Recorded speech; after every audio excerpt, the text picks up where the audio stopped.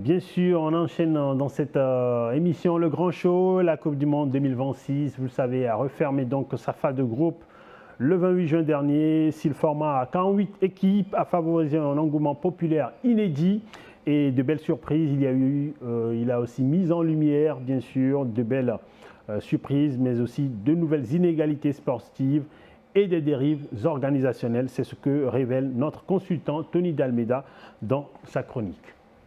C'est le grand verdict du football moderne. Depuis le 28 juin, la phase à élimination directe est lancée et un premier bilan s'impose implacable. Le succès populaire est total. La FIFA vient de l'annoncer, le record historique d'affluence a été pulvérisé avec plus de 4,5 millions de spectateurs dans les stades. Les fan zones débordent de New York à Mexico en passant par Vancouver.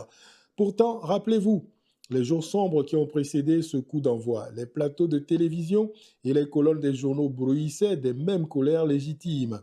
Le casse-tête bureaucratique des visas, les officiels bloqués aux frontières, le spectre des dérives sécuritaires et des prix prohibitifs.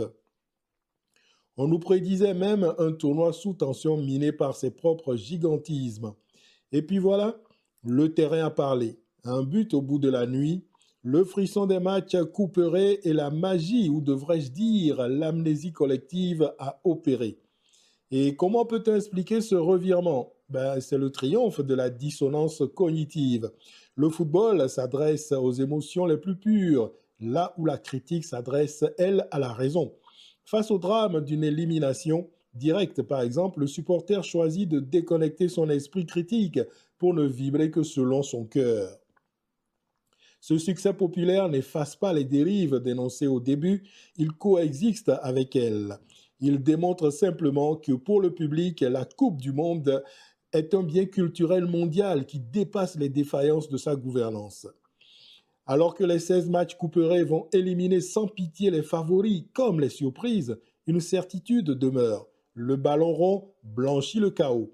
Reste une question. Cette ferveur exceptionnelle suffira-t-elle à masquer les fissures logistiques jusqu'à la finale à New York le 19 juillet ou la réalité finira-t-elle par rattraper la fête?